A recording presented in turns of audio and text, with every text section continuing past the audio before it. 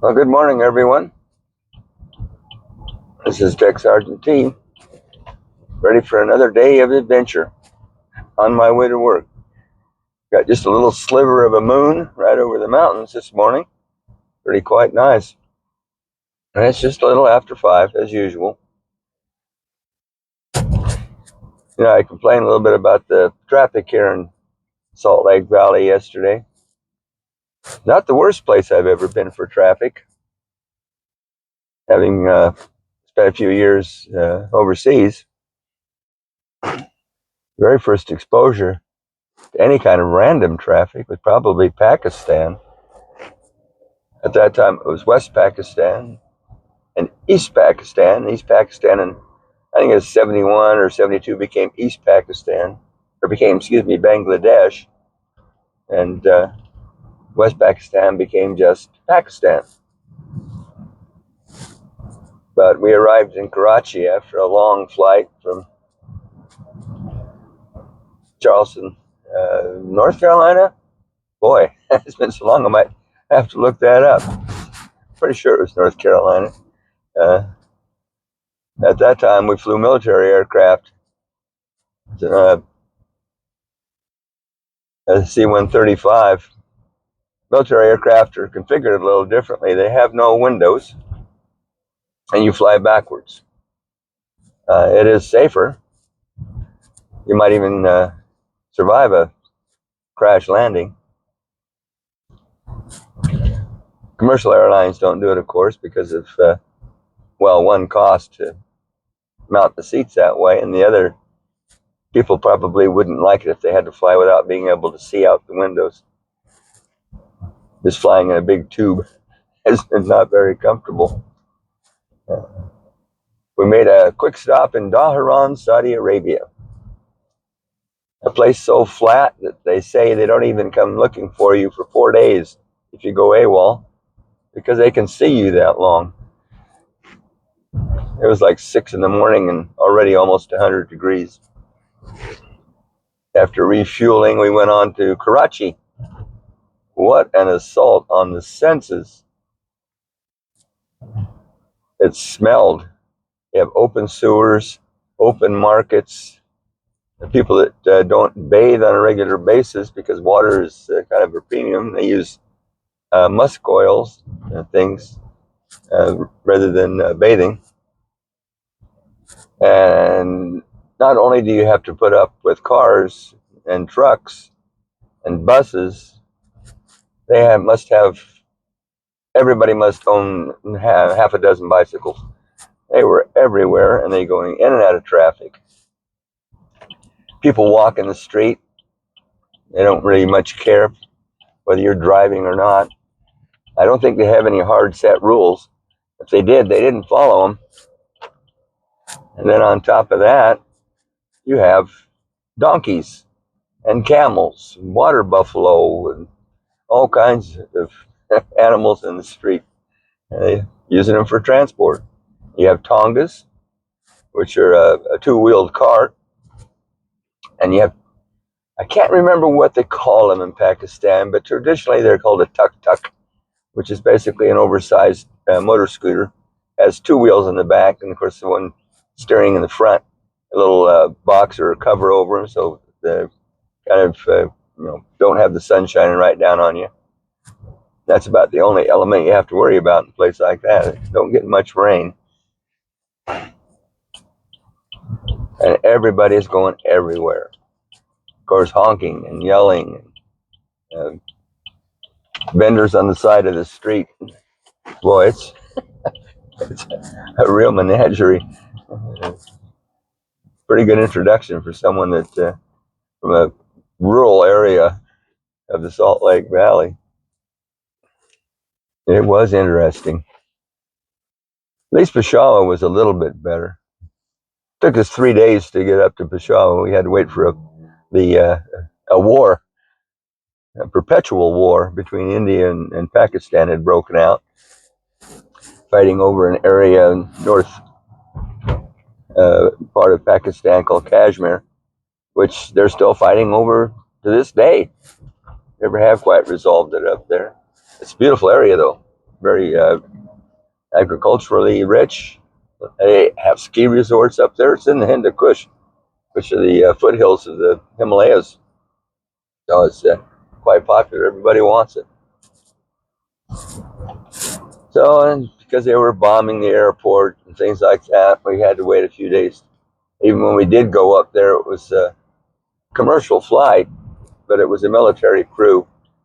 Let's just say they weren't as well trained as it would be for a commercial crew. The guys serving meals and stuff were not quite as graceful as some of the stewardesses that you're used to. And once we got to Peshawar, at least the traffic wasn't quite as bad. It was as bad downtown, if not worse, because there were more people on foot, a lot more pedestrians. But it was still had to contend with all the animals, which really made it exciting because they were so unpredictable. Typically, we took the military bus into town. We were several miles out of downtown Peshawar. You can call it downtown. Basically a crossroad. Once in a while, though, just for an adventure, we'd take a tuk-tuk or a tonga. A tonga is basically a two-wheeled, horse-drawn cart. And, you know, it was romantic. You know, you're riding in a cart in a foreign country. Of course, it was 120 degrees with no humidity, so you have to be careful. That'll suck the water right out of you. I spent 15 months there doing the kind of things that I was doing at the time. And finally got a new assignment, went to Berlin, Germany. Boy, that was a complete opposite.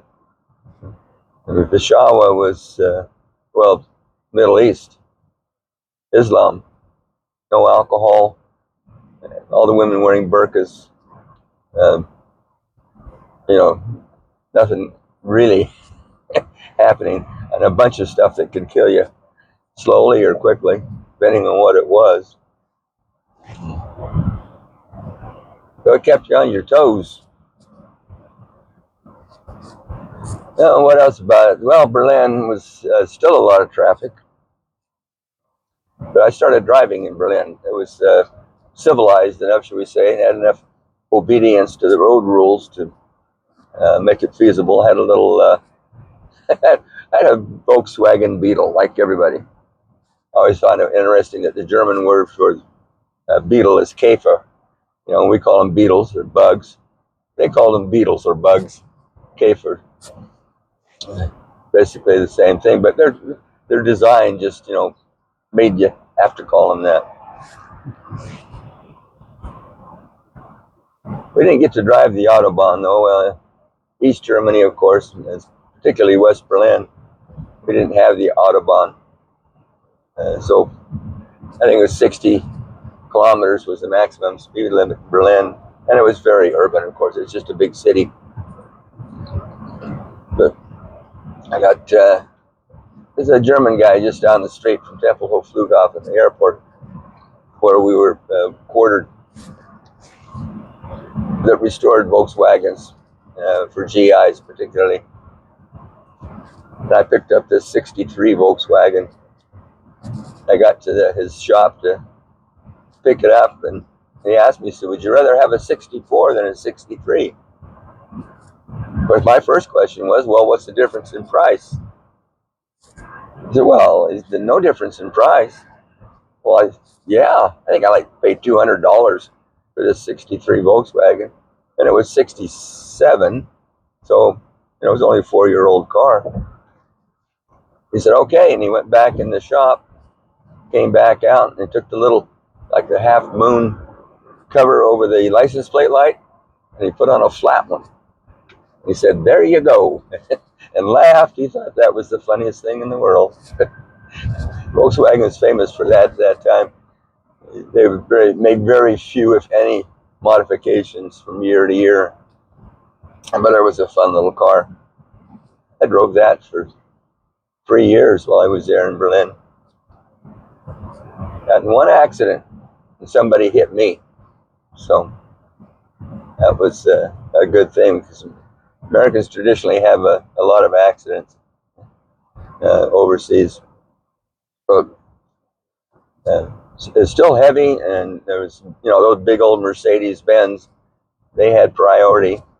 My insurance was like $1,000 a year. As foreigners, we paid a lot of money for the car insurance, and it was rough, especially on GI's pay. That time, military didn't make a whole lot of money. I think as the E1, I made $84 a month. It's true that the cost of living was a lot less, but still, $84 a month. That's not a lot of money at any age. I've been making 4 times, 5 times that when I was just working at the grocery store. But your housing was provided, your clothing mostly was provided, except you'd like to wear civilian clothes once in a while. And eating the chow hall, which was free, and they had good food. I have to admit, security service, Air Force Security Service, actually had a competition, so their food was exceptional.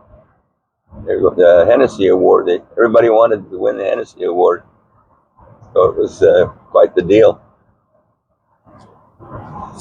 So I drove there for 3 years, no accidents, heavy traffic. Oh, and the other thing that was always a lot of fun, was a little piece of Autobahn they had, which was 100 kilometers an hour.